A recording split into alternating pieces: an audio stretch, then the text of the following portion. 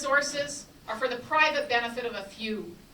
For half a century, since the days of W.A.C. Bennett, public power has been key to our economic success. It's been the way we work together to share the benefits of our hydro potential for the common good.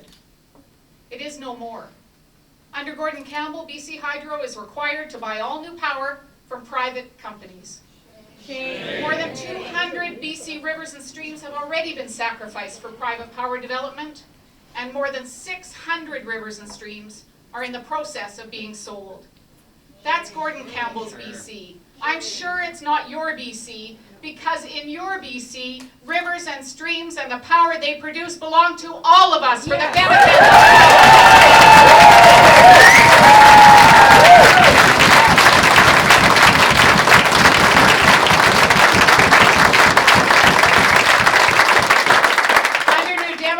our forests, our rivers, and our streams will never be sold off to the highest bidder. They'll stay in BC hands.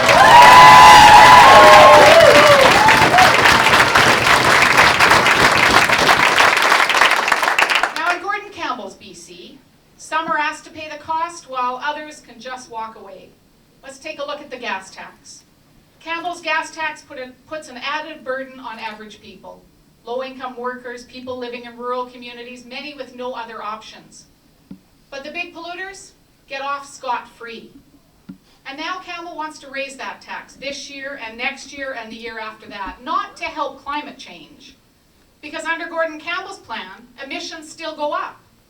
That's why the New Democrats will eliminate the gas tax, because we're going to bring in climate solutions that work, that make sure we address the real environmental challenges facing British Columbia.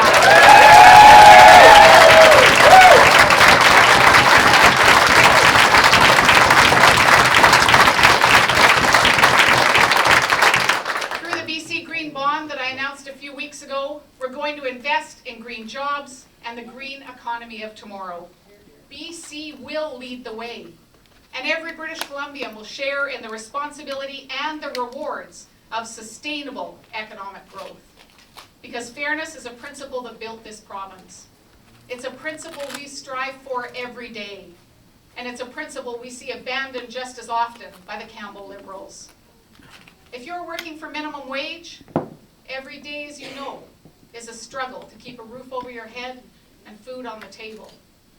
Gordon Campbell gave himself a big pay raise, but after 8 years, he's still frozen the wages of our lowest paid workers. In Gordon Campbell's BC, the hard work of the working poor doesn't matter.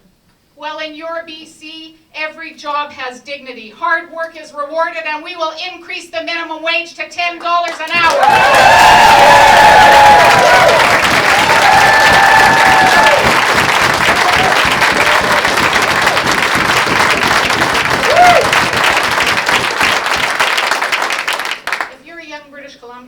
Just starting out, too many doors to opportunity are being shut in your face.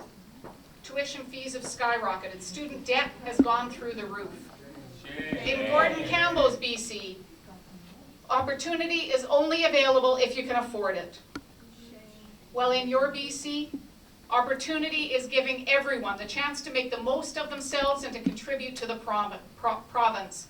And New Democrats will make sure that we invest in people, open the doors for opportunity for every young person who wants to succeed.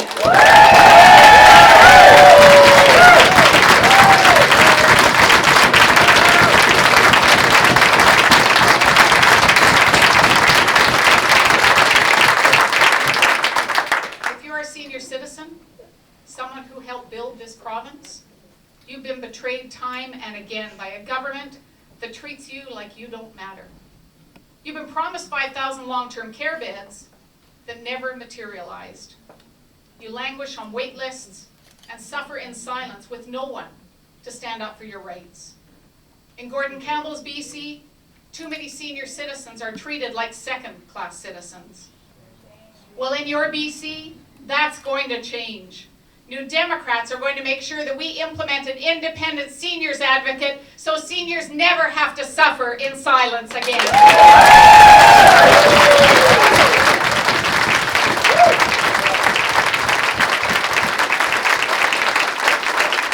In your to be treated with dignity. Now, if you're a forest worker, you've watched thousands of jobs disappear and mills close. You know that markets go up and down, but you also expect your government to do more than just sit back and watch your community suffer. In Gordon Campbell's BC, the government is a spectator to the collapse of the forest industry. In your BC, the government will stand with forest workers and communities, will support the communities and workers through the transition, and will demand BC's fair share from Ottawa to help our struggling industries here in BC.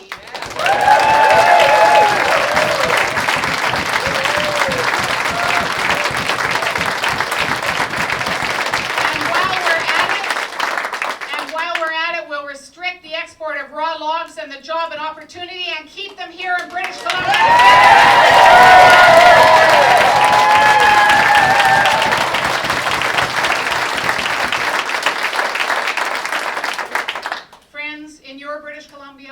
Everyone matters. And that's the stark contrast between two visions of the future. Two visions that people are going to take a look at in this campaign. One vision of the future where every British Columbian has a stake, and another where BC is only for the few, not the many. In these uncertain times, the values that built this province are more important than ever. Now's the time for all of us to stand up. It's the time for all of us to speak out, to take back our province for the people who live here, because this is our home. This is where we live, where we work, where we raise our families. Our public assets, our resources, our shared heritage as British Columbians should work for all of us, not just for Campbell's well-connected friends. In this election, we will be asking British Columbians to join with us to take back your BC, the place we love and cherish. We're going to present bold, positive, and caring initiatives to work together to make life better for people in BC. We will campaign to restore respect for seniors, create opportunities for young people, and increase security for working families. We will campaign to transform Gordon Campbell's BC into a place we can all be proud of, to truly make it your British Columbia once again.